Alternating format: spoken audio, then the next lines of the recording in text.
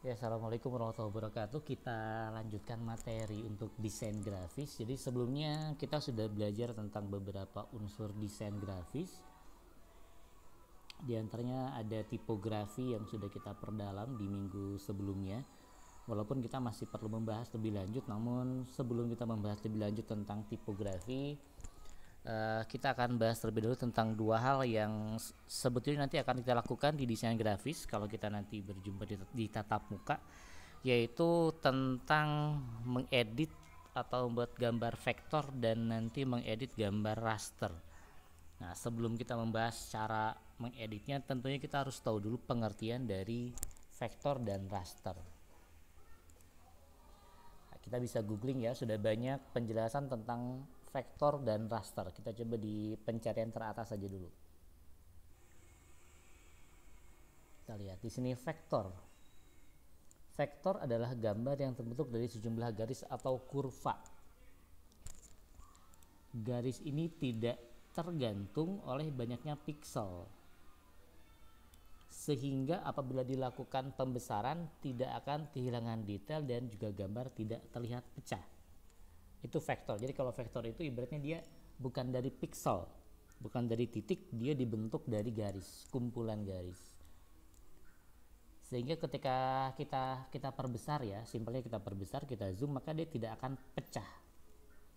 Sebaliknya kalau raster atau kita kenal sebagai bitmap, dia dibentuk dari titik-titik yang dikenal dengan istilah piksel.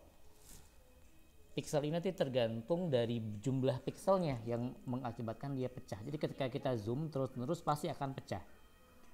Perbedaannya adalah kalau dia pikselnya tinggi maka dia akan pecah pada kondisi tertentu yang sudah cukup jauh di zoomnya. Sementara kalau dia pikselnya rendah maka baru 1 atau 2 kali zoom dia sudah terlihat pecah. Itu perbedaan utama antara vektor dan raster. Lalu dari kita lihat ini saya langsung nanti ya, nanti format gambarnya. Ketika kita membuat sebuah vektor itu yang paling sering itu kita temukan namanya EPS, Encapsulated PostScript. Dia bisa dibuka di lintas platform. Ada juga namanya adalah SVG, Scalable Vector Graphic. Itu pun bisa lintas aplikasi, dia bisa dibuka di banyak aplikasi, bisa dibuka di web. Dia akan ketika dia diperbesar nggak ada masalah. Ada format yang lain, misalkan format filenya ada AI, dia Adobe Illustrator, tapi hanya bisa dibuka di beberapa software saja dan tidak bisa dibuka langsung di web. Misalkan ada CDR juga, itu namanya, ini adalah Corel Draw. Nah, Eva saya kurang tuh Eva apa, nanti kita cek Eva itu apa. Ini nanti tipe filenya, tapi kalau yang sudah dia ready to use itu biasanya berupa EPS atau SVG.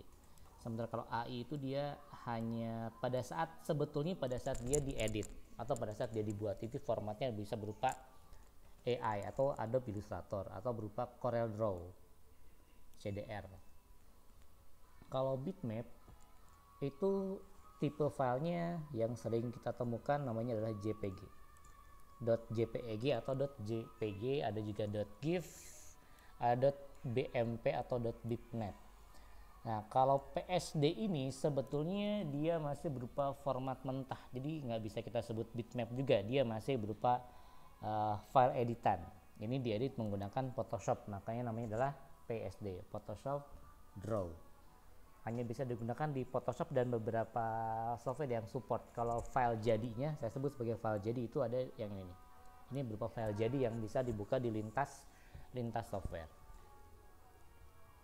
Jadi saya ulangi lagi, perbedaan dasarnya kalau vektor dia dibentuk dari garis, kumpulan garis, di zoom bisa di zoom secara maksimal, tidak pecah. Kalau raster dia dari kumpulan titik atau piksel, ketika di zoom dia akan terlihat pecah. Itu perbedaan antara vektor dan raster. Lalu sekarang kita lihat di softwarenya. Software yang paling populer untuk vektor itu kita biasa pakai di Corel Draw, ada juga bukan software, ada juga Adobe Illustrator dari Adobe. Lalu kalau yang freeware-nya kita punya Inkscape. Itu untuk mengedit vektor. Lalu untuk mengedit raster, kita sering menemukan yang populer adalah Photoshop. Kalau di handphone ada namanya PixArt ya kalau nggak salah ya, itu juga bagian dari, dia lebih ke edit image bukan ke edit vektor. Itu perbedaan antara vektor dan raster dari sisi software yang biasa digunakan untuk mengeditnya. Oke, sekarang saya sudah membuka CorelDRAW. Kita akan lihat perbedaan antara vektor dan raster. Saya akan import dari file yang sudah ada saja. Saya sudah mendownload beberapa file. Dia gambarnya sama tapi berbeda format. Saya sudah download di Freepik. Nanti kalian bisa mencari inspirasi atau mencari komponen-komponen desain di Freepik. Kita coba, saya buka dulu. Oke, saya punya di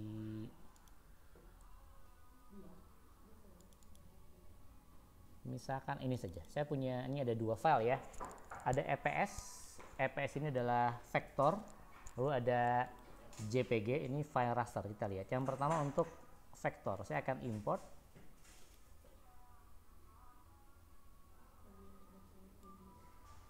Saya akan masukkan ke Corel. Nah, ini kalau saya zoom, kita lihat dia tidak pecah. Karena dia dibuat dari, karena ini adalah file vektor. Dan ya tentunya dia editable, tapi dieditnya di software yang vektor. Selanjutnya saya akan coba import yang file rasternya atau JPG-nya dengan ukuran yang kurang lebih sama ya. Oke, ini ya, ini untuk raster. Kalau ini saya zoom, kita lihat di teks ini ya, teksnya. Ini sudah pecah. Ini karena dia berupa raster. Kita lihat yang vektor. Ini kalau saya zoom teksnya seperti ini. Karena dia kumpulan garis sehingga dia tetap akan terhubung dan tidak pecah. Kalau yang raster, yang JPEG, kalau kita zoom ini sudah bahkan terbatas hanya sampai sini, dia tidak jelas. Itulah mengapa kalau kita mendesain yang memang dicetak, biasanya kita akan cetak menggunakan filenya vektor, sebaiknya vektor, atau kalaupun JPEG dia harus resolusi yang sesuai dengan ukuran real yang akan kita kerjakan. Jadi kalau kita punya filenya JPEG atau berupa raster atau berupa bitmap, kita harus memastikan resolusi dia cocok untuk dicetak di media tertentu. Misalkan kalau kita mau cetak di kertas, maka untuk resolusi cetak itu minimal sebutnya adalah 150 pixel per inch. Jadi kalau gambar kita di bawah itu resolusinya di ukuran A4, maka dia tidak akan terlihat dengan jelas. Selanjutnya selain format gambar dan juga tipe gambar, juga kita ada dua tipe warna yang berbeda yang perlu kalian ketahui. Jadi di desain itu ada dua tipe warna, ada yang namanya CMYK. Ini tipe warna CMYK. Ini adalah tipe warna untuk di desain cetak atau printing. Satu lagi ada istilah desain atau istilah warna, namanya adalah RGB. Kalau RGB ini digunakan dalam dunia digital atau screen lah simpelnya. Jadi ini mungkin nanti akan sering kalian temukan ketika di monitor warnanya bagus, ketika dicetak jadi kurang bagus. Kenapa? Karena yang muncul dicetak adalah CMYK. Jadi kalau mau lihat desain yang lebih real ketika akan dicetak di printer atau mau cetak untuk dibikin spanduk, dibikin buku, maka desainlah menggunakan format warna CMYK karena dia akan nampak lebih real dengan yang akan kita lihat di kondisi hasil. Kalau kita mendesain di RGB, maka dia akan nanti ibaratnya diubah ke format CMYK sehingga hasilnya tidak akan sesuai dengan yang muncul di layar karena tipenya RGB. RGB ini untuk apa? Misalnya untuk kalian di RPL nanti akan mendesain sebuah website. Nah, website akan tampil di monitor, maka warnanya kalian bisa set menggunakan RGB. Seperti itu. Nanti kita lihat bedanya antara RGB dan CMYK. Ya, CMYK. CMYK ini sebetulnya adalah singkatan dari warna-warna primernya. C ini adalah cyan. Ini ada modelnya CMYK, arti ini 100% dia.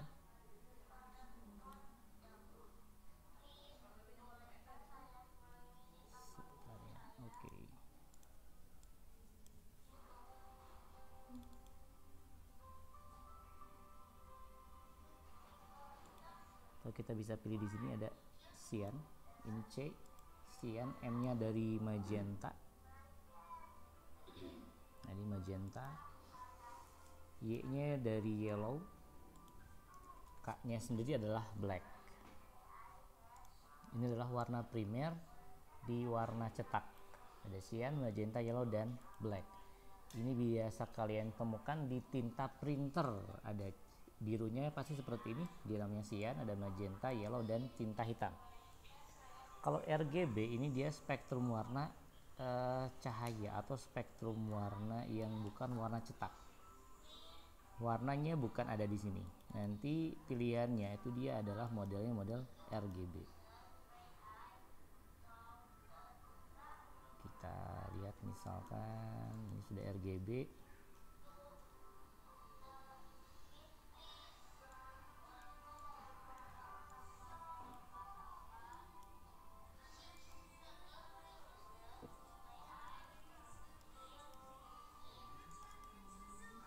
Saya ulang, ini warnanya RGB atau red. Berarti ini rednya pasti full, greennya 0, dan blue-nya 0. Ini R, G-nya itu dari green. Pastikan modelnya RGB bukan CMYK. Berarti ini 0, greennya full, blue-nya 0. Lalu satu lagi warna primernya yaitu blue atau biru.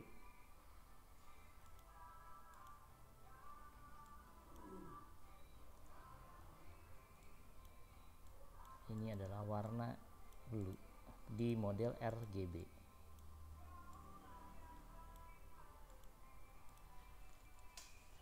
Warna ini akan muncul optimal, akan terlihat optimal jika untuk display di monitor atau display di handphone misalkan.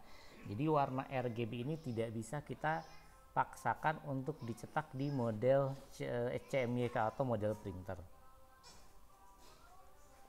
Jadi pastikan kalau Anda mendesain banner untuk web maka gunakan RGB, dan kalau mendesain untuk dicetak gunakanlah CMYK.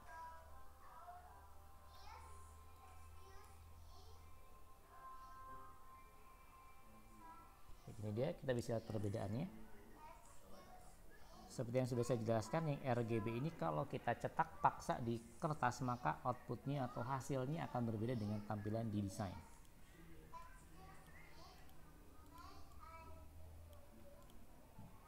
Oke, demikian penjelasan untuk tipe gambar vektor dan raster, juga perbedaan untuk CMYK dan RGB. Selanjutnya khusus untuk nanti di desain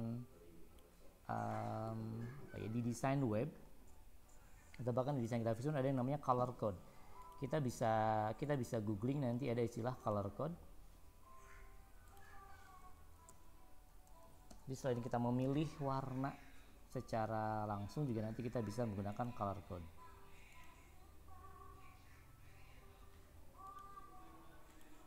Baik, kalian bisa googling color code, nanti akan muncul kurang lebih seperti ini. Ada berbagai macam warna ya, ada yang HTML, yang artinya nanti kalau kalian mendesain web harus menggunakan warna-warna yang memang dikenali oleh website. Nah, seperti ini. Nanti untuk di RPL nanti kalau sudah mendesain web, nanti kita bisa mendefinisikan warna menggunakan color code-nya. Ada yang berupa hexadesimal seperti ini, dan nanti ada yang berupa warna color-nya. Jadi kalau nanti ada istilahnya di CSS ada berupa color name-nya, bisa menggunakan ini atau menggunakan color code. Color code ini pun bisa kita lihat nanti di software grafis dengan, misalkan saya akan mengkopikan ini salah satu warna, ini misalkan yang purple ini, tinggal saya kopikan. Saya kembali ke Corel.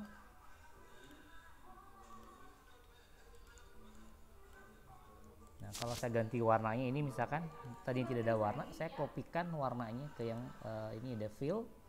Saya bisa ganti color code-nya. Ini ada hexanya.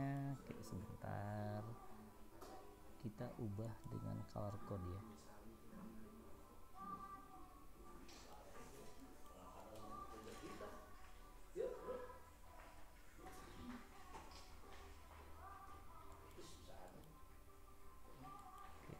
Ini seharusnya bisa kita ubah warna.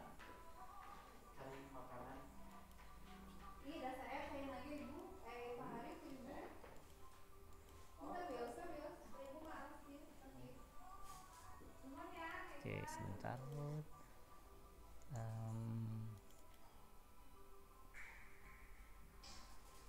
Kalau di Corel seperti kita nggak bisa langsung copy color code ya kalau di Corel.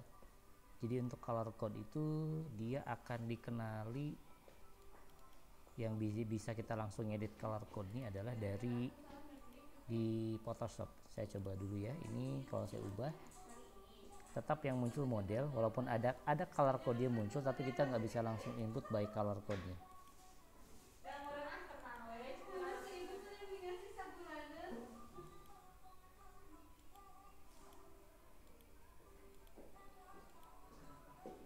Ya betul, jadi kalau di Corel itu nggak bisa. Nanti kita bisa kayak coba di, saya coba di Inkscape sebentar ya, saya buka Inkscape-nya dulu.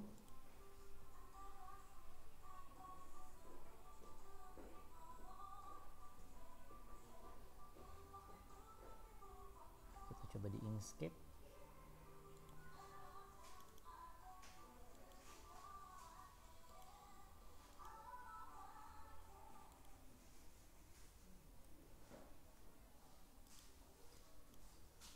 Kita lihat apakah bisa mengubah color di Inkscape dengan menggunakan color code.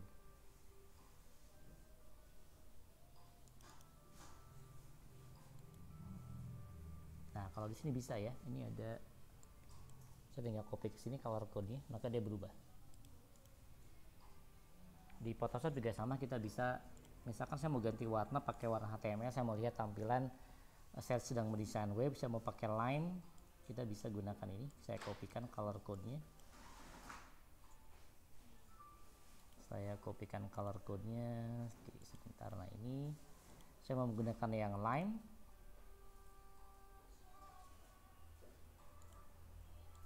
Kita lihat line ini, color code-nya ini pastikan ada tanda pagar di depannya. Kita bisa gunakan di, misalkan karena yang support ternyata di Inkscape, di Corel nggak bisa. Saya mau tambahkan warna line. Saya misalkan buat kotak untuk warna line. Ini saya ganti. Ini ada di CMYK, ini ada color code-nya di sini. Nah, ini jadi line. Ya demikian bahasan untuk warna, CMYK, RGB, kemudian juga color code serta vektor dan raster. Silakan kalian pelajari kembali. Jika masih belum paham, silakan googling dari sumber yang lain, cari video yang lain atau cari penjelasan yang lain di buku. Dan jangan lupa untuk lessonnya kalian kerjakan jika memang ada quiz atau ada pertanyaan-pertanyaan di dalam lessonnya. Terima kasih. Assalamualaikum warahmatullahi wabarakatuh.